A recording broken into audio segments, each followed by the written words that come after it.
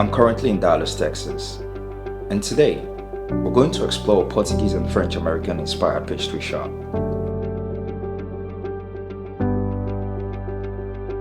I set out to Docehaven to try out pasta di Nata, a pastry that dates back to monks in the monastery before the 18th century. Docehaven was started by Phil and his wife Diana in 2023, and is located within the walls of an old church, a coffee shop, and a bookstore.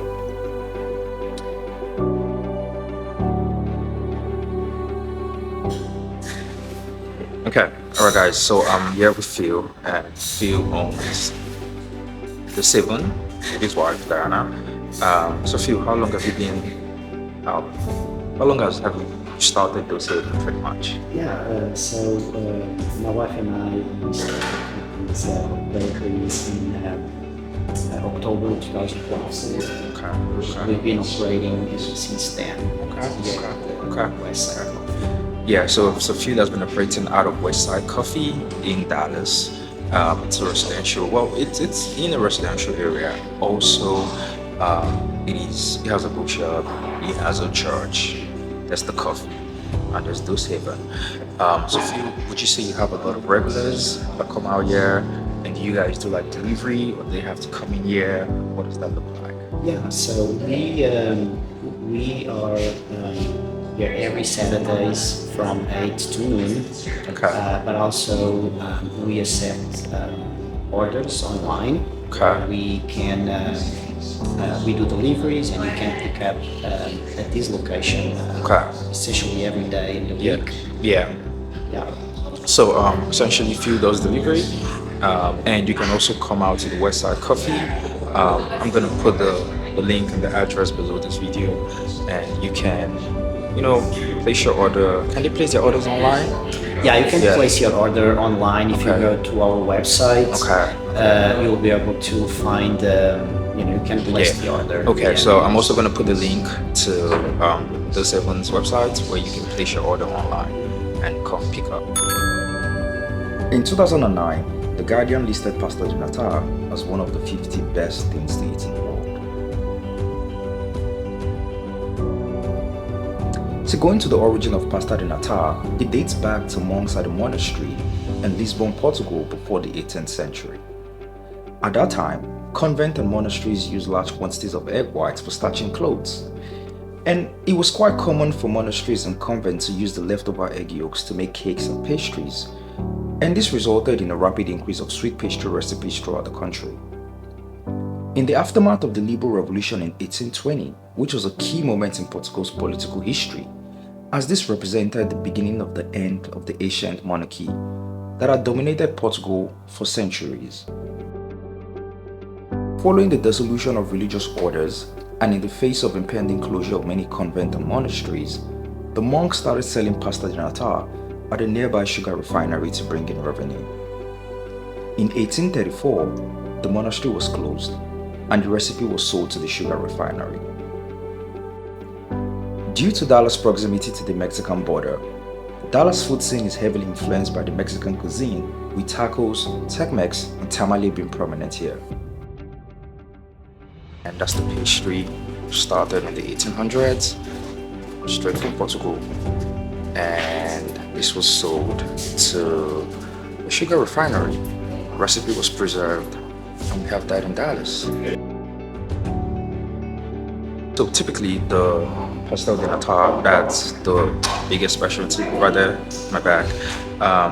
Typically, how long does it take to make this? Yeah, this takes several hours. Because we do everything from scratch. But this is a long process, very intense artwork process. But but at the end of the day, it's a pleasure to see my customers' faces and how they enjoy when they try pastel di Nata. Yeah, pretty much me.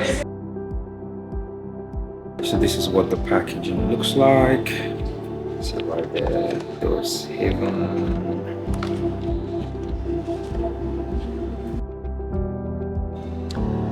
Okay, so we're trying out the coffee from West Side Coffee. Yeah. What coffee is this? It's a mocha latte. Okay, it's a mocha latte. And it's not a lot of mocha latte, but I mean, the whole concept is just the vibe. Ambience. The church. Bookstore. About to try so we're about to try the pastel di Nata, and I think tocino di Sio. Alright guys, so we are trying the pastel di Nata. Alright guys, we're trying the pastel di Nata. This is the chocolate one.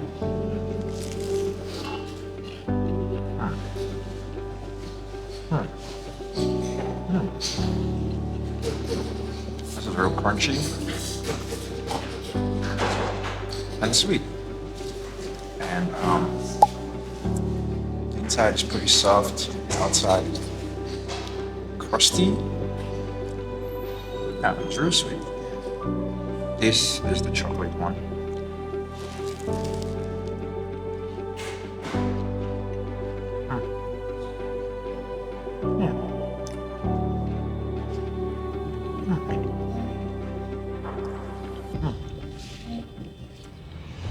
Okay, now this is the strawberry one.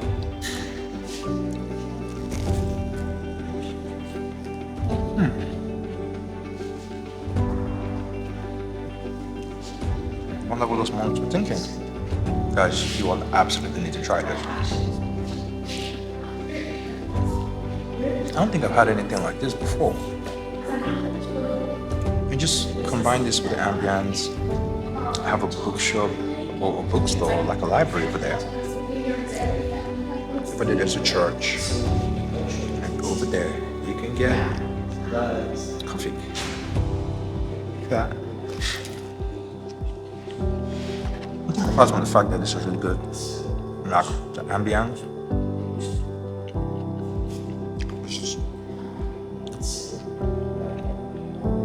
It's like nothing I've ever seen. And this is a classic one.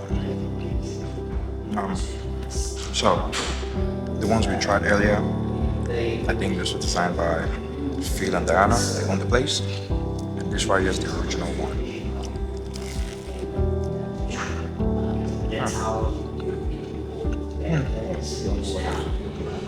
So the classic isn't as sweet, but it's super unique.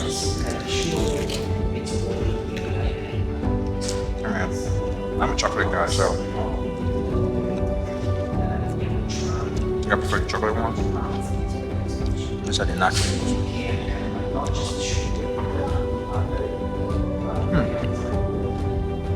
I mean, it's sweet, but it's not like overwhelmingly sweet.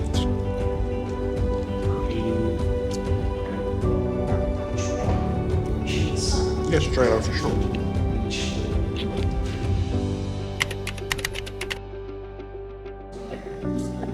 So what do you think about this place, Josh? I like it. It's a vibe. It's a big vibe, right? Yeah. You come here, sit down, read, just chill. Pastries and just chef's kiss. Yeah. You can see people coming in, always quiet, have a bookshop right there. And we have various kinds. We have the classic, we have the cinnamon, we have the strawberry pastel di Nata. I think she's getting the cinnamon. Let's see what she thinks about it. Hope you enjoy.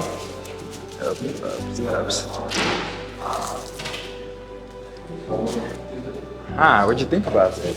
It's so good. So good? Think you're gonna move to Portugal for this? Maybe. Look at that. Well, thank you. Docehaven is a story of passion. It's a story of history. It is the art of baking, blending American, French, and Portuguese influence to create a unique experience for our community. Hopefully you can come check them out and get to experience exactly what I experienced, and listen to Phil and Diana tell their story.